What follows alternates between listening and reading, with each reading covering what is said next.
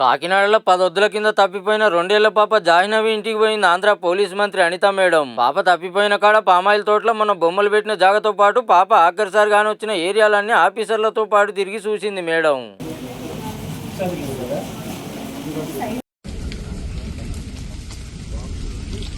అటెనక బుజ్జోళ్ళ అమ్మని దగ్గరికి తీసుకొని ధైర్యం చెప్పింది. ఏం రంది పడకుర్రి, మీ వెనక సర్కారు ఉన్నది, తప్పకుండా బుజ్జి జాడ దొరకబడతాం. ఆఫీసర్లు ఎన్డీఆర్ఎఫ్ ఎస్డీఆర్ఎఫ్ టీంలతో పాటు పోలీస్ టీంలు సుతా జల్లెడబడుతున్నారు అనుకొచ్చింది. నిజంగానే వాగులు వంకలు అంతటి ఎట్లా పుణుకులాడుతున్నారో సర్కారు ఎక్కడ సుతా లైట్ గా తీసుకుంటలేదు. పాప గురించే తనలాడుతుంది. లేనిపోని ఎచ్చి పచ్చి రాయకుర్రి, అందరినీ పరిశాన్ చేయకుర్రి అని మీడియాతో పాటు సోషల్ మీడియా వీరులను కోరింది మేడం. మీ అందరితో పాటు మేము కూడా యాజ్ ఎర్లీ యాజ్ పాసిబుల్ ఆ బిడ్డ తొందరగా ఇంటికి రావాలని కోరుకుందాం.